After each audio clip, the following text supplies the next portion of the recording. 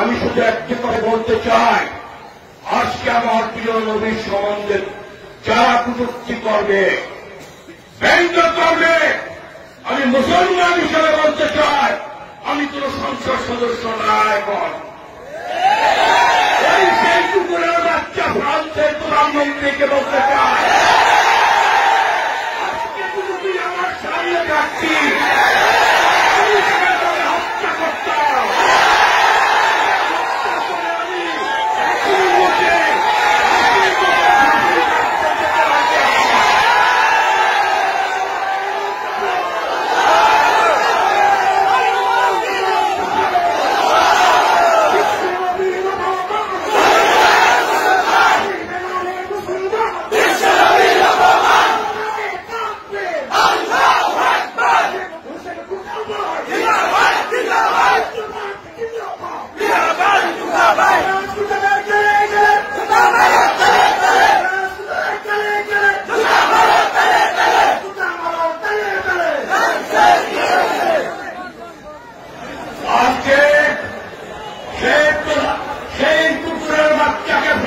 সেই কুকুরের বাচ্চাদের দেখতে বলি, যদি আমি তোকে সামনে পেতাম, তোকে হত্যা করে হাসি মুখে ফাঁসির কাছতে যেতাম।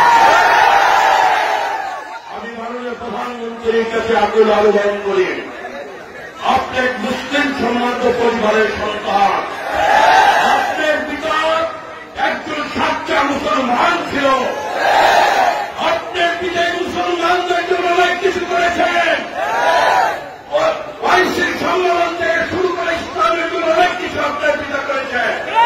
আমি আপনাকে ব্যক্তিগতভাবে জানি, আপনি তাহাজ্জুদের নামাজ না করে ঘুমান না, আপনার হাতে তসবিহটাকে আমি দেখেছি গাড়ির মধ্যে সবসময় আল্লাহ আল্লাহ করেন। আপনার কাছে আমার অনুরোধ রইল, একজন সংসদ সদস্য হিসাবে ফ্রান্সের সাথে সকল কূটনৈতিক সম্পর্ক বর্জন করুন।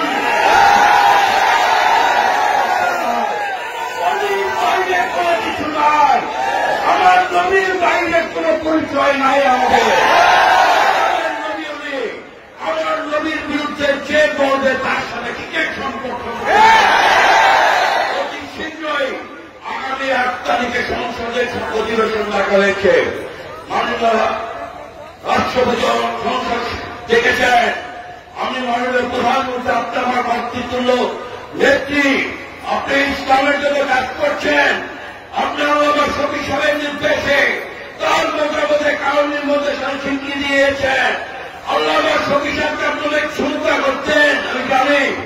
সেই জন্য আমি বলি, এই সংসদে এই ফ্রান্সের সাথে আমাদের কূটনীতিক সম্পর্ক বাতিল করার জন্য সংসদের প্রস্তাবনা আরো আমরা আপনার পক্ষে থাকবো, বাংলাদেশের মুসলমান আপনার পক্ষে থাকবো এবং মুসলমানদের প্রতিষ্ঠাতা করার জন্য যারা নবীর বিরুদ্ধে কথা বলবে তাদের বিরুদ্ধে ফাঁসির আদেশ গ্রহণ করা নতুন আইন সংশোধন